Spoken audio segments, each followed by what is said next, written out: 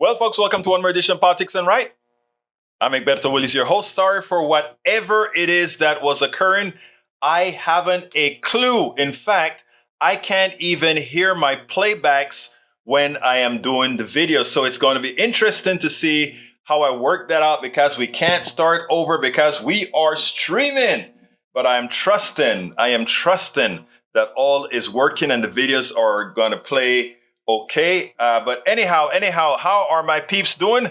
Welcome. It's Friday, baby, as my buddy Roberto would say all the time. He would start the program and he says, or rather, he sends us a audio, like a good morning audio every morning. And what he says is, leave the top button open. Okay, the top button is open, my beautiful lady.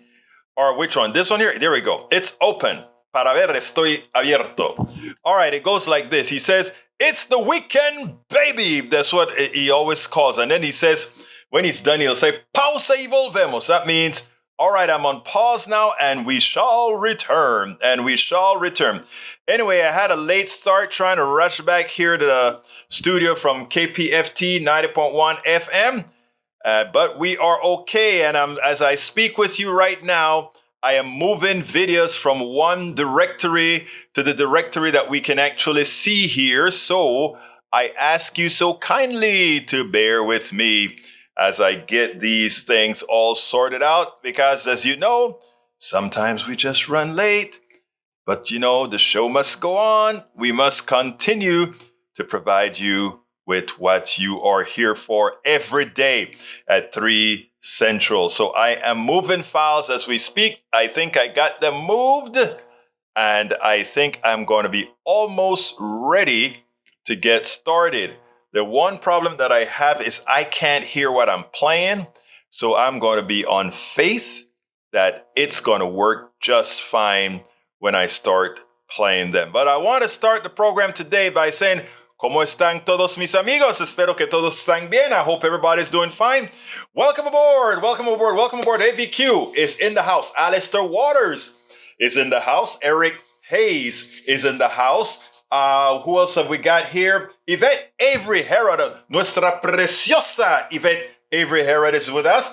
Paul Fleming is in the house. Bridge MCP is in the house. And as well, Bruce Pollard, who says Friday again. Welcome aboard, Bruce. Great seeing you here, my brother. And Tom C is in the house as well.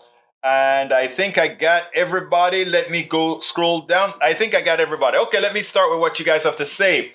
Eric Hayes says Davos equals John Kerry and his billionaire hypocritical people telling everyday person we are evil for using fossil to live while they fly around on private jets emitting carbon. That bugs you. And, you know, that these guys are... I don't mind people traveling on private jets.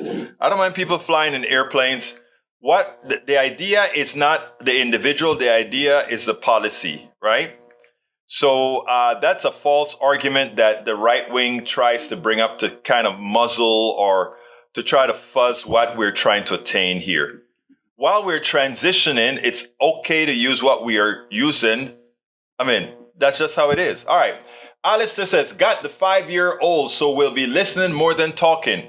Hey, that's not a problem, my friend, but you're such a wonderful parent, my dear friend. Taking care of the 5-year-old. I got you. Eric Hayes says, how about this one? Put all congresspersons on no pay till debt is paid and all programs Americans paid into are more than secure. They got too many years at a salary they truly don't deserve. America should make cuts. Okay, well, why don't you go serve? You think anybody's going to do it for nothing? Not everybody thinks like, oh, well, you know, they got a salary. I have to ask for people to support what we do here. It's hard. It's not easy trying to do good. And those Congress people, except for the ones that run for the plutocracy, they want to do good. A lot of them want to do good. Yes, you have the plutocratic ones that have more power, but most of those guys want to do good. Alistair, I think it's a good idea, though. But, you know, Alistair, I think some of them are not really bad. All right, let's continue here. Bridge MCP says Trump's prodigious habit of filing lawsuits is coming back to bite him. You notice he dropped the big one today, the $250 million one against the Attorney General of New York, because he knows another big fine was coming. A federal judge fined Trump and his lawyer nearly $1 million. The case should never have been brought. Florida Judge Donald M. Middlebrooks wrote in his order on Thursday, its inadequacy as a legal claim was evident from that start. No reasonable lawyer would have filed it. The judge ruled on Thursday that Trump and one of his attorneys, Alina Habba, are on the hook for $937,000 as punishment for a lawsuit Trump brought against a host of perceived enemies, including his 2016 presidential opponent. Hillary Clinton. Trump filed the lawsuit, which named a total of 31 people and alleged racketeering and a conspiracy to hurt candidacy by falsely accusing him of colluding with Russia last March. It was dismissed in September, but the defendant asked to be reimbursed for their costs. Okay. Also, we have, Tom, I got rid of the echo. Paul Fleming says, as guardians of this one planet, as it changes daily, we must do to survive. If you can't understand this basic thought, then God help us all. And it's a problem. They choose not to understand, Paul. It's called willful ignorance. I repeat, willful ignorance. So can't really help that, but we try. Okay, and we'll keep doing what we're doing. Let's see what else we got here. Leave the top button open. Yes, I did. I followed your instruction, Brige. Maywood says, I hope everything is working better than it was this morning for the radio show. Man, let me tell you, we had all kinds of problems today. But hey, what can I say, May? You know how that goes sometimes. Let's see what else we got. Michael Rudden says, Eric, good link about the Biden classified documents. As it comes to the classified documents, the difference between Trump and Biden is willful retention. Trump lied about having stolen the documents, claimed they are mine, and stonewalled NARA for over a year. That's the National Records and something, whatever. Biden launched an investigation into himself to make sure all of the documents are recovered before they got stolen by foreign agencies. That's all you can ask. Welcome aboard, Robert Davenport. Great to see you here, my brother. Bruce says, it's not just the right wing using fuel. It is everyone. I don't expect that will change until it is all used up. Airplanes will not fly and batteries today. Robert Davenport says, hit those thumbs up for PDR Posse. Thank you, brother Davenport. Appreciate that plug that I usually forget to give. Michael says, yep, Trump has to pay a total of nearly $1 million over his lies regarding the 2016 election, including around $170,000 to Hillary Clinton as part of Trump's pattern of being a litigious scumbag and using the courts to attack his opponents with nonsense claims that should have been laughed out of court. They shouldn't have picked it up in the first place. Still getting a lot of buffering and lag. That's not us, though. I think that's your system, my brother Maywood. All right, we got Bridge says, we found a handful of documents were filed in the wrong place, Biden said to reporters who questioned him during a tour. We immediately turned over the documents and actives. Anyway, they turned the documents over. I have my first video that I want to show you guys. And let me see, it's Donaldson. What's the guy's name? Byron Donaldson, I think is his name. Byron Donalds. This is Byron Donalds. And let's see, Byron Donalds, yeah. This is going to be good. The anchor named Blackwell, right? Really let Byron Donalds have it.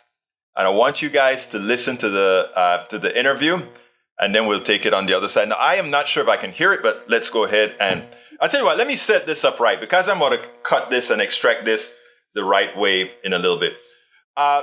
Byron Donalds, one of the 21 sycophants that really tried to hold the House hostage, appeared on CNN. He appeared to discuss two things, the debt ceiling, and he also appeared to discuss El Señor George Santos.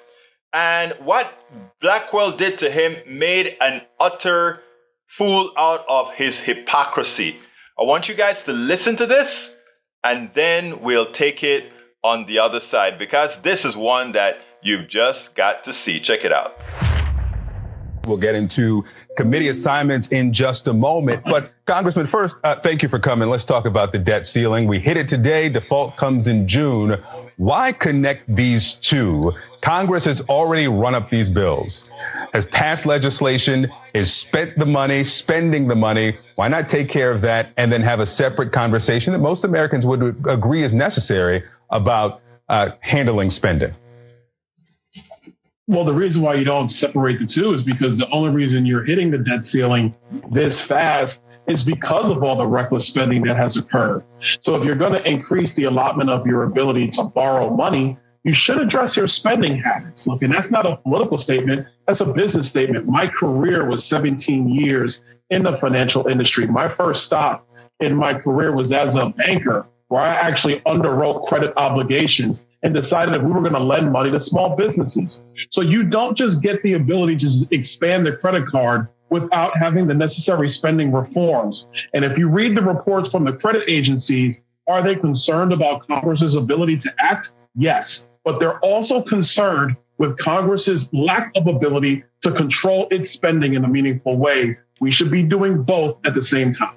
Congressman, let's talk, because these are separate conversations. You are a businessman. You talked about your history as a small businessman. You know you have to pay the bills. Republicans and Democrats racked up these bills. Where was this adamance about reducing spending when the debt ceiling was increased 3 times during the Trump administration? There was no major uprising within the Republican ranks to say we have to cut spending to raise the debt ceiling then. Is it happening now only because there's a Democratic president? No, I disagree with you. I don't think so. I think those conversations existed each one of those times the debt ceiling was raised. And from my recollection, there was some spending reforms put in, some spending caps put in. But there's a difference between raising an issue and a standoff. What Republicans now are saying, we will not vote for an increase without these cuts. That didn't happen during the 4 years of Donald Trump, when it was suspended even once and raised without all of this the 2 other times. But I think you're the one that's speculated that there's a standoff that's going to happen here. Nobody has said that. House Republicans want to have clear negotiations with the White House about what are the spending reforms needed and then what needs to happen about raising the debt ceiling. That is not a standoff. That is a negotiation. Number 2, before I got to Congress in the last term, my position has always been clear that if you're going to continuously increase the debt ceiling, then you have to address the long-term spending ramifications and the debt bubble that is growing in the United States. That's the responsible thing to do. I can't comment on what my colleagues did before I got to Congress. Let me ask you about the committee assignments. You were the speaker's designee on the steering committee. Steering committee job is to assign these congressmen to their various committees. George Santos, what qualifies him that you know for sure qualifies him to serve on the Small Business Committee and the Committee on Science, Space, and Technology?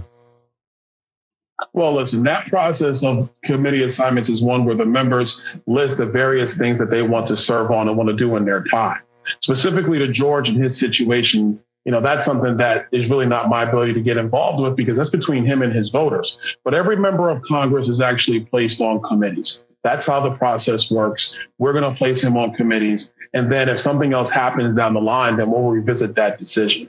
But there are members who do sit on the committees in Congress that is not a biographical background part of what they've done in their life before Congress. And they sit on these various committees to try to do the best job possible on behalf of their district, but also on behalf of the American people.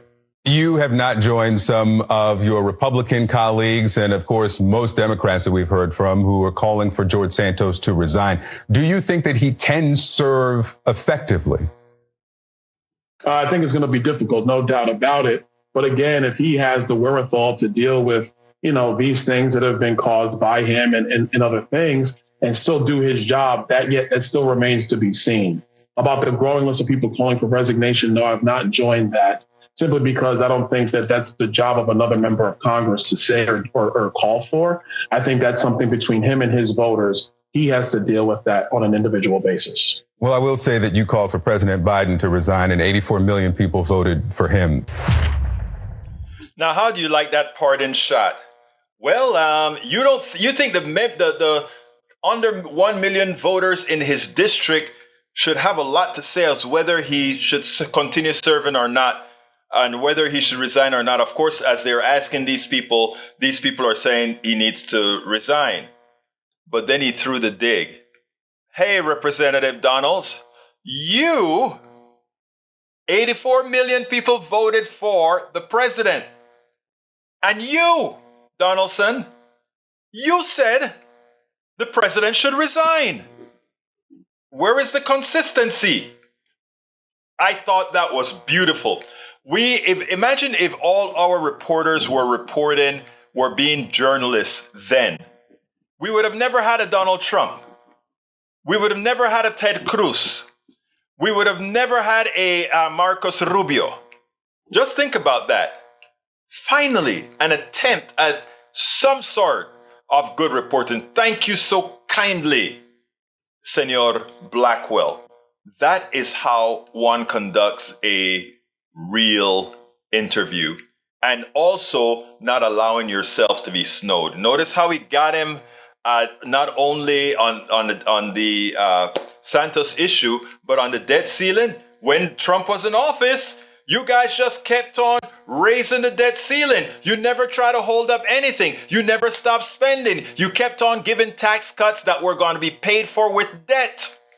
In fact, the reason we are paying that high debt is why again?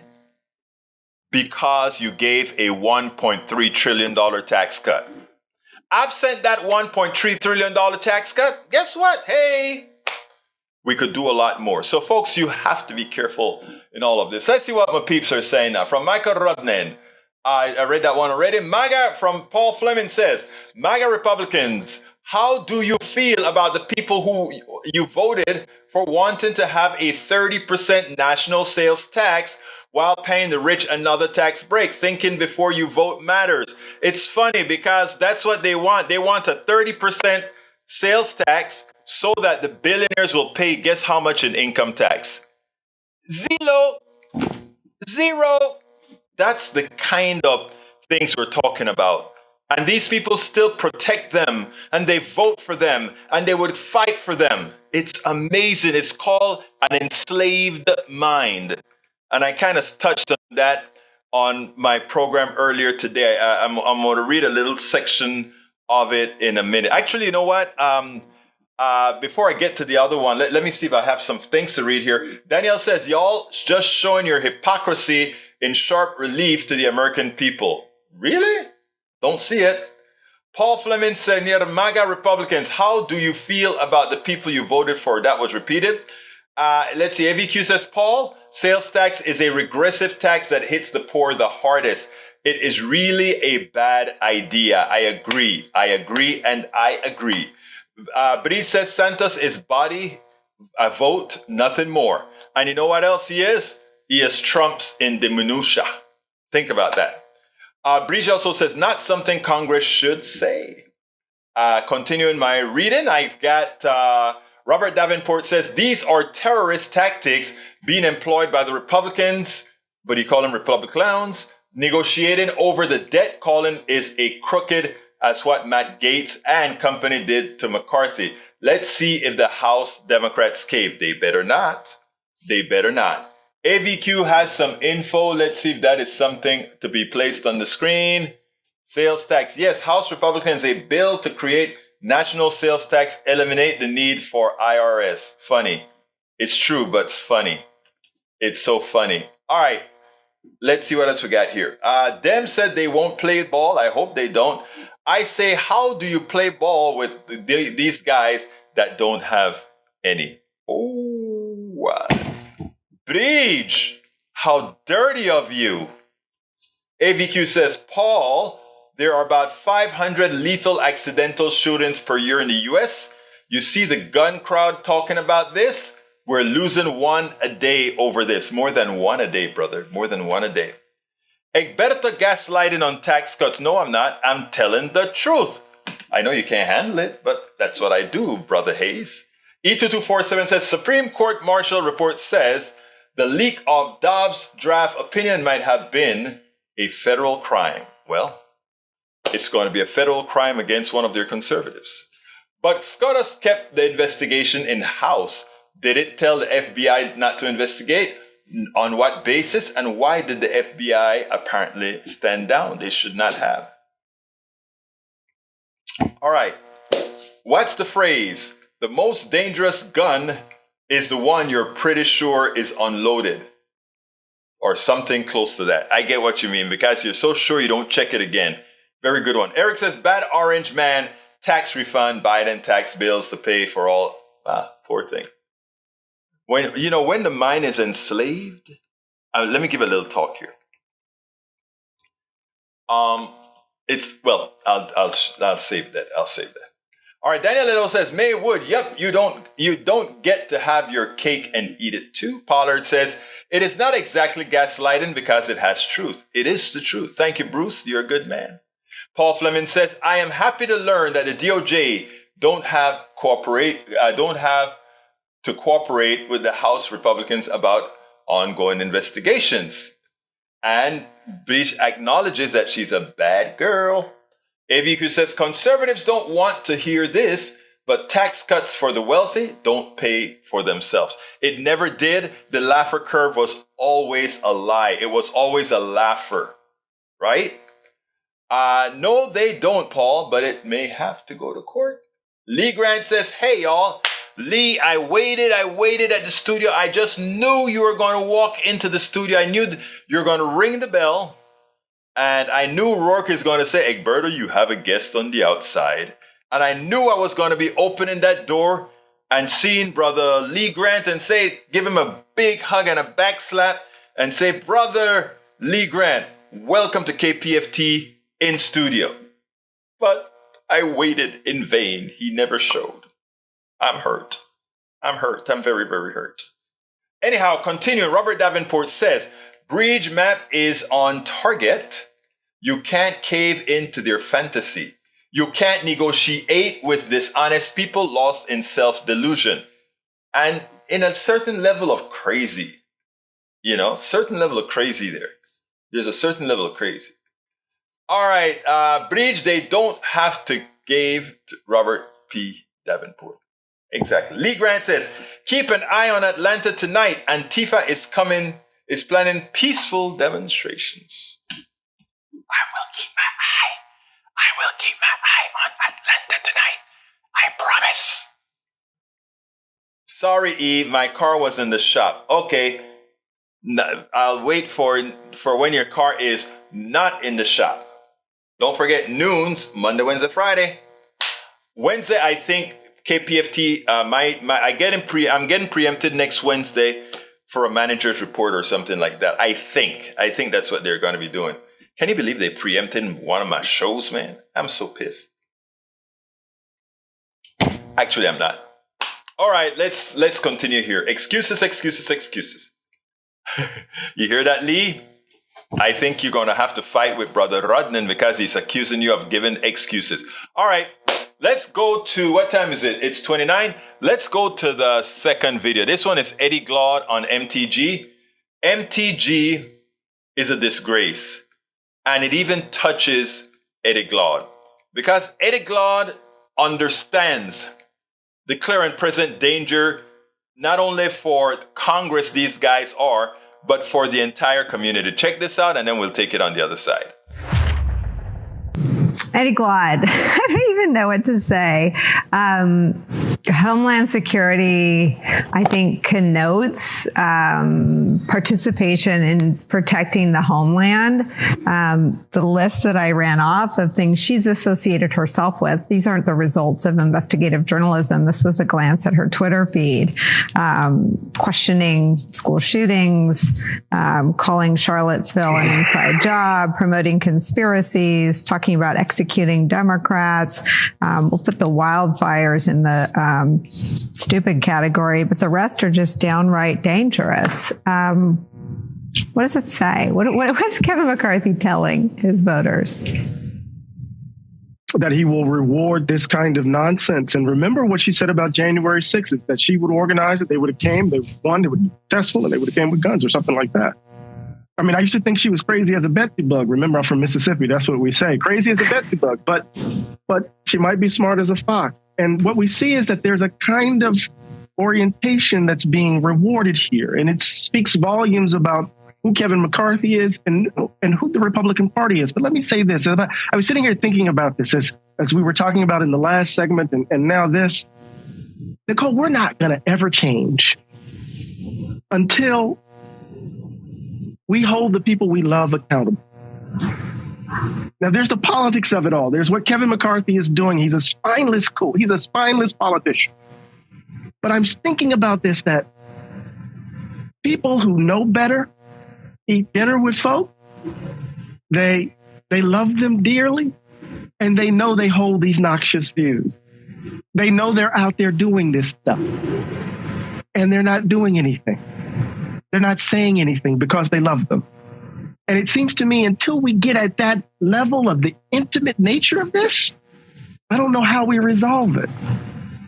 Does that make sense? Or am I being unnecessarily moral here? No, look, I mean, I think you and Garrett are making a similar point, right? I mean, to Garrett's point, they were reelected after being kicked off their committees. To your point, until this is an issue in the community, at the firehouse, at the 4th of July parade, at the dinner table, with their immediate family, we might not be able to affect any change at all. Right, Eddie?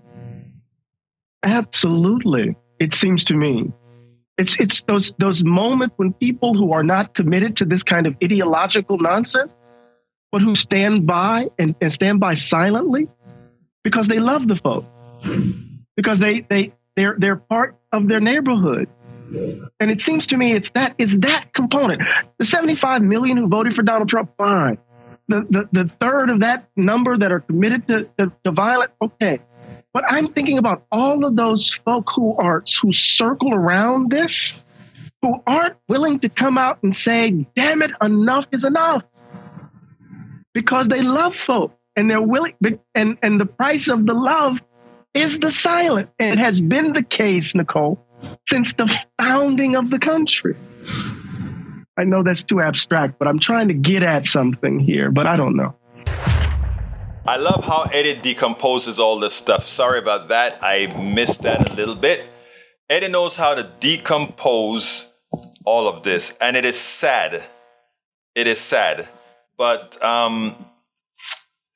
we'll get it taken care of.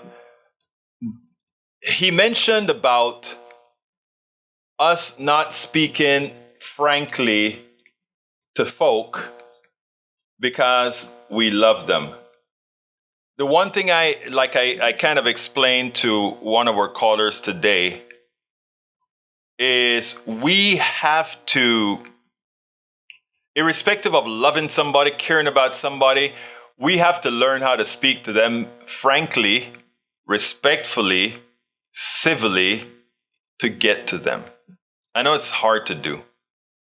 It's very hard to do, especially, I mean, let's just use one of our people here as an example. I'm not going to use Ledo because Ledo is far on the other side. Ledo, I think, is beyond.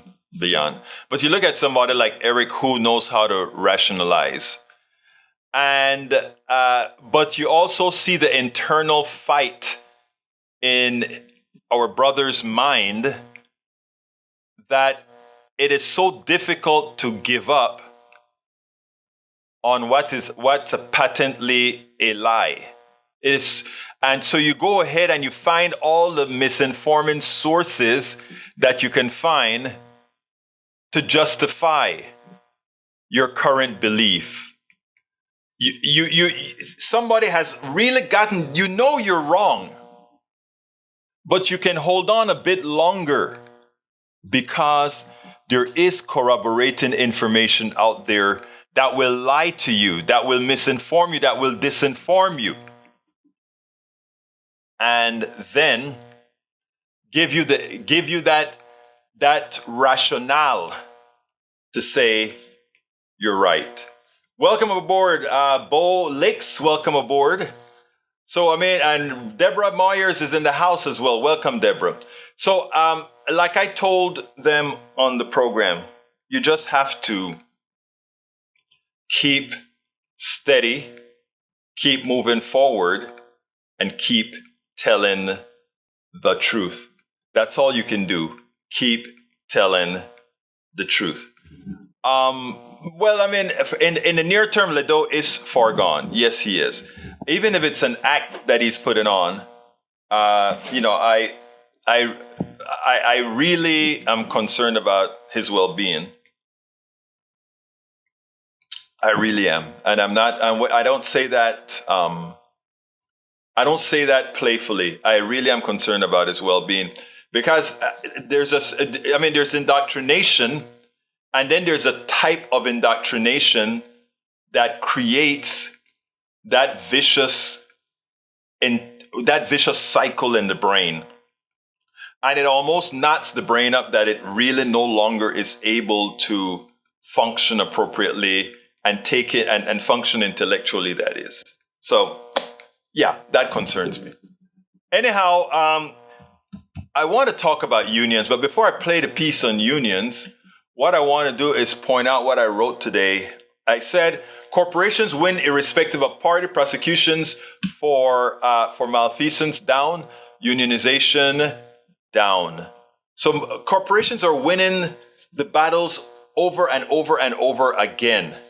And what I pointed out in the program today that two stories touched me today. The first one was out of Common Dreams called Low Union Numbers Amid Organizing Wave. And you have to ask yourself, why? Why? And when you figure out why it is it's down, you figure out that our corporations are playing a number on us all. They don't want unions. They have their own unions. It's called the Chamber of Commerce. It's called the Metallurgical Association. It's called the Carbonic this. And it's all these different organizations. They get together to work together so that together they can have more force. But they don't want the American employee to do that. And why is it? Because they want us to remain where we are, antiseptic slaves. And you guys thought I was kidding when I created that word, antiseptic slaves. Now I hear it used all over. Antiseptic slaves. And they intend on keeping it that way. And henceforth, they try to put all obstacles possible when we attempt to unionize. That becomes a problem. So it says, labor advocates renewed calls for boosting U.S. worker rights and protecting on Thursday as federal data revealed the despite the union membership rising 273,000 people in 2020 to 2022. In the non-union jobs meant the unionization rate fell from 10.3 to 10.1%. 10% of Americans are unionized. And in that, 6% are private sector, 33% public sector. What gives? Who defends the individual worker? A union. Every single worker should be in a union. Every single worker. I ended that piece by saying corporations know that at best, irrespective of their crimes, including union busting, the worst most need to worry about is a negotiated slap on the wrist. The average American is not afforded said leniency in the aggregate. It is on us to emancipate ourselves from our voluntary antiseptic slavery and assert our worth and collective power until we cut the chains in our minds from accepting corporate evil deeds as fait accompli. There will be no change. It is up to us, or rather, it's up to us to use our vote, our interests, and elect those who will bring a fair economy to all of us. I mean, we need unions. We need every corporation, every company to be unionized. All right, let me continue reading. Bolix says, who's Bolix? I don't know who Bolix is, but I'll be obliged to meet you, brother Bolix. All right, we also have Bo is new FB account and agreeing with DL. Fake. So yeah, probably a fake account. Deborah Moyers, AVQ never again is correct. Fascism should, AVQ never again is correct. Fascism could be the end of civilization. I agree. Lee Grant, he is, or he is just being a PETA. All right, unions are down. Why? Because of layoffs. That is only a partial thing, okay? Let's see. Daniel Ledo says, I am so beyond that Egberto now mentions me by name when speaking at radical leftist events. Why? Possibly a ham-handed attempt at intimidation. Is he hoping one of his disciples will harass me? Who knows? But it is nice to know I occupy so much space in the limited capacity of his mind. No, that's not what happened. What happened is I went to the club meeting, people that watch the show and look at our comments, and somebody came up and asked me, who is that crazy dude named Ledo? Is he in a mental institution? I don't want to say it, but that is what the person approached me that reads our chats. And actually, it wasn't a he, it was a she. She said, has he been to a mental institution? I'm like, I know that. What I told him, Daniel, is I told him I knew you personally, and I told him you're mostly grandstanding, all right? But I do think you're kind of far gone. But no, it's not like you were living in my brain, though I do like you. I do like you. But what can I say? They mentioned you, so you're popular. Your comments have some popularity. Bridge is another very popular one. Rodnan is very popular as well. All right, Richard W., thank you so kindly for that super chat. Anybody else want to join Richard W. with that super chat? Would love for you to join El Señor Richard W. with a super chat as well. AVQ says, Egberto, tell your lady friend, yep, it's often hard to distinguish the far right from the mentally insane. Oh, Rodnan, I love you, brother, but be nice to all our fellow brothers and sisters in the room. You know I love you, man. All right, Richard W., thank you again. Thank you for that super chat. Anybody else who wants to provide us with super chats, we very much would be ingratiated to you. Thank you so kindly. AVQ says, Daniel Ledo, you are off the spectrum because all you got is burning strawmen, intentionally misrepresenting your opinion, then scoffing. Yeah, that's it. Let's see what else we got here. Did I miss any other one? Okay, I got one more good video for you. This one is on unions. Like I said, there's a decline in the unions, and we have to do something about it. So what I'm going to do is I'm going to play this piece, and then I have a closing statement to make on unions. So let's go ahead and check out unions, and then we'll take it on the other side.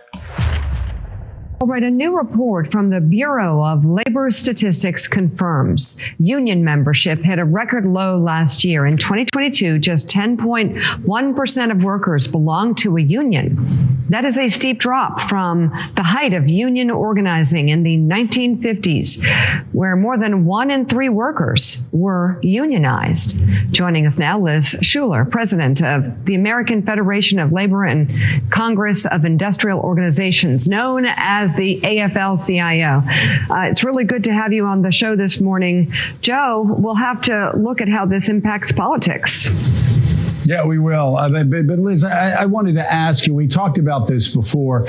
As everybody knows, unions helped build and create the foundation of the middle class, the American middle class in post-war America. And through the 50s into the 60s, union membership grew.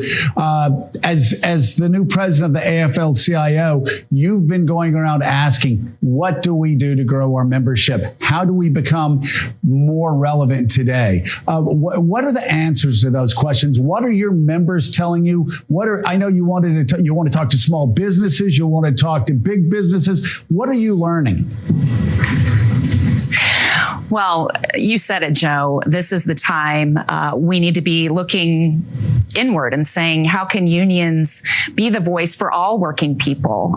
Certainly union members who are out there running our economy every single day, but there are a lot of working people out there who haven't yet found the power of a union. So can we be the center of gravity for workers who are looking for that next opportunity? Certainly there's a lot of fluidity in the economy. Can the labor movement be the place where workers come to find those good jobs and make sure that they're getting the pay and benefits and security that they deserve? Steve Ratner was on yesterday showing charts which showed that income disparity is not as bad as it was. Things are getting a little bit better. But if you look at the small percentage of wealth that is controlled by 50% of Americans, the so-called bottom half, it's staggering. It's so low. Now, listen, as you know, I'm a conservative. I don't believe in income redistribution, but I also don't believe in billionaires becoming trillionaires. How do you guys make the sell to people who aren't getting paid enough money while let's say tech giants and other people are just, raking up billions and billions of dollars? Absolutely. I mean, coming out of COVID, you see these corporations making record profits, historic profits. Workers were making sacrifices. They were working overtime, doing more with less. You just saw a nurses strike in New York because they aren't getting the support they need to do their jobs. So I think the economy is out of whack. I saw the charts this week that inequality is still off the charts. People are continuing to lose ground because workers don't have the power they need to negotiate better conditions and wages on their own. You can do that better when you come together, strength in numbers, collectively. And certainly through a union is the best way we see to do that, because you have the law on your side. You can sit across the table from your employer and demand more without the fear of retaliation or being fired. So we believe this is the new era. More people are recognizing that unions are the way to come together collectively and flex their muscle, because certainly coming out of COVID, people are still struggling. People are still working 1, 2, and 3 jobs just to make ends meet, never mind getting healthcare coverage and retirement security. Hey, Liz, good morning. Jonathan Lemire. It certainly is an interesting moment for unions. We, of course, had the railroads strike earlier this year, the threat with the president weighing in, stepping in there. President, who is, of course, very pro-labor in his rhetoric, but did draw some criticism for his behavior there. Feel free to weigh in on that if you'd like, but also just the idea of inflation, which has, by most measures, cooled, but still remains very high. In terms of your workers, what sort of impact are they telling you they feel day in and day out? Yeah, I have the opportunity to talk with workers every single day. And you're right, the inflation numbers are, getting better, but workers are still struggling because we're seeing it day to day at the gas pump. We're seeing it in food prices. And working people just want stability. They want the economy to work for them. And what they're seeing is corporations, price gouging. Certainly you mentioned the railroad issue. Those railroad companies were making billions of dollars historic profits, but yet couldn't give their workers a single sick day. So I think this is about equity. This is about having a voice at the table. And this is about workers needing more power to right the scales of the economy. I repeat, every single American worker should be in a union. They should be in control of what they bring to the table. They are stakeholders in our economy, no different than an investor. Actually, more so than an investor, more so than the executives. Remember, they are the ones who produce, right? So I think it's important for us to get there. And like I ended that article with, I want to repeat that paragraph. It is on us to emancipate ourselves from our voluntary antiseptic slavery and assert our worth at collective power until we cut the chains in our minds from accepting corporate evil deeds as fait accompli. There will be no change. It is up to us. It is up to us to use our vote in our own interest and elect those who will bring a fair economy to all of us. We can do it. Don't fall for the inner fighting trap. Let's work together. All of us should be unionized, and let's move forward. Davenport, I found that piece. It says, fascists are those who should be afraid and fixated on anti-fascists called Antifa. To sweeten the word, why is anyone against those fighting against fascists in America? They shouldn't be. You bring up a very good point, sir.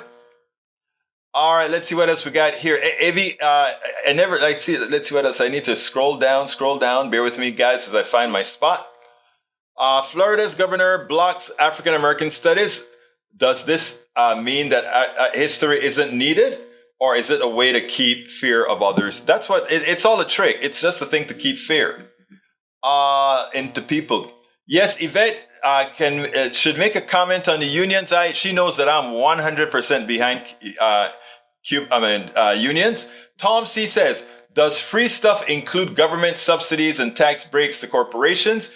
And how about the military and all the infrastructure maintenance unsupported by billionaires who avoid paying taxes? You know, we have this huge military so we can exert power around the world so that when these billionaires get in trouble as they pilfer the treasures of other lands, we can always threaten them with a bomb.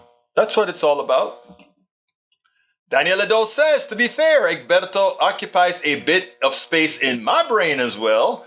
I do spend time contemplating his particular brand of Marxist propaganda. The PDR posse fascinates me as well. The disconnect from reality is really interesting and sometimes scary. Y'all are not crazy, just psychotic. It can be cured. Well, thank you, Mr. Ledo, for that assessment. I really do appreciate it. Julie Henderson is back and she says, hey, y'all. Hello, Julie. Welcome aboard. Thank you for being here. Michael Ronan says, Eric Hayes, what does someone who works for MSNBC know about unions? Bloomberg from 2021, MSNBC votes unionized in latest media victory for labor. May Wood says, well, that's an internal conversation. We was a Republican and changed, I believe. Yes. Julie Henderson says, just read FedG Fund will be freezing the government use. What's up with that? Any truth to that? I'm not sure, but I heard that, but I'm not sure. No research. YT4 Me 57. YT4 Me 57. Okay. But before that, Julie, let's see. Before that, unions price labor too high for the global economy. That's why they lost power membership. Nope, it's not too high for global membership. Again, when you look at obscene profits that are given to shareholders for doing nothing, I don't see how profits could be obscene. I really can't see it. Let's see what else we got here. YT4 Me 57 says, the United Federation of Teachers in New York City tried to force the retirees to accept Medicare Advantage plans rather than standard Medicare. We fought back and have won every court in battle. And I was so proud of y'all when you did that. I was so proud because I couldn't believe that the union was actually supporting Medicare Advantage. What it was is that Medicare Advantage for the end user have the semblance of being less expensive. And in order to get all your members covered, I can imagine them just trying to shove them into the program. But you guys, by fighting back, I'm so proud of you guys. You did the right thing. Stone Flower Design, until they shut your store down because you want to unionize. No. If you can't afford to pay livable wages as per the union, you're a hobby, not a business. Don't you agree? You're a hobby, not a business. If you won't pay yourself what you're paying that person, you're a hobby, not a business. All right, let's see. YT4 says unions are great until its leadership aligns itself with corporate interests. That is the answer for the previous comment. Thank you for that one, YT4Me57. Very smart answer. You have to be vigilant every time there are leaders. You're absolutely correcto mundo. Julie Henderson says the government is a union, United States. All must represent equal. All right, Egberto Willis for show. All right, what do you want me to show? Let me go ahead and put it on the show. Come on, I'm trying to get you over now. Don't be acting that way. All right, that's a very good slide, and it's truthful. Donald McDonald's USA, employee, $9 an hour, no benefits. Big Mac, $5.81. McDonald's in Denmark, employee, $22 per hour, 6 weeks vacation, 1 year paid maternity leave, life insurance, pension, and the price of a Big Mac, $4.82. Does that tell you something? Wow, Andrea Junker puts that out, but it was given to us courtesy of Bridge MCP. Thank you for that one. That hits the nail on the head. It's about that time where I need to do my ask, and I want to ask anybody who's watching on YouTube. I lost about five that lapsed on YouTube last night, I believe. So if I could get 5 of you to just click on join and bring us back to speed, just click on join, become a part of the PDR posse. And you can get in at any level you want to. You're simply helping the cause, making sure that we can get our job done. But here are the specific links to support us on PayPal. Please go to, whoa, I'm on the wrong screen. What happened? Oh, I lost my messages, people. I lost my messages. Madre mia, I'm going to have to start the chat again. The chat stopped. Sorry. So a lot of messages are scrolled off. I'll have to look at them individually. But anyway, you can support us at politicsdoneright.com/PayPal. You can also support us at Patreon, politicsdoneright.com/Patreon. We need some members there as well. Vámonos, Patreon, ¿dónde estás? There we go. You can support us at on YouTube. You can either click a join on YouTube. You don't want to click a join on YouTube, just go to politicsdoneright.com/YouTube. You can support our store by going to politicsdoneright.com/store. You can support our books by purchasing the books at Amazon, going to politicsdoneright.com/books.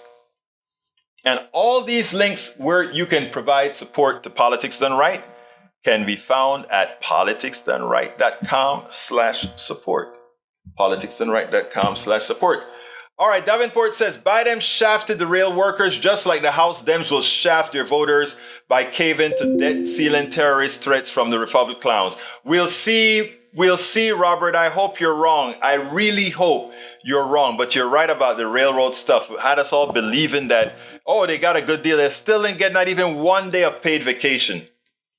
Tom C says, with egg prices so high, how about this PDR money-making suggestion? Start a company called Egberto's Eggs. Add idea, never a raw deal or a shell game. Put all your eggs in our progressive basket. I love it, El Señor Tom C. And I like how you try to mess with my egg name now, because you know my name starts with an EG, but you know I love you, brother. I love you, I love you, I love you. Preach says, the lowest support is a less than a cup of coffee. Support the show, $2 a month. Folks, please give us some support at Patreon or wherever. That is how we can keep doing what we do. And I'm frugal, very frugal with your money. I've shown when you guys, when we were in DC and you guys really made sure we were together in DC, I showed you what you were able to do, and you got your show every day. While I changed the hour to take care of my daughter, the 4 hours I could be with her at the hospital, but I made sure and we did the show every single day. Every single day. Julie Henderson says, AVQ, corporations wealthy write laws so they don't pay taxes. They're paid tax money, aka grants and contracts. You're absolutely right, Julie Henderson. Okay, guys, I got to get out of here. All I can ask again is for you to please support the program. However you can, politicsandright.com/support. My name is Egberto Willies. This is Politics and Right, and you guys know how I end this baby. I am what? Out. We spend a lot of time deconstructing the news, trying to parse it into a form that everybody can understand. We try to find those little nitpicks where it flies above the fray, etc.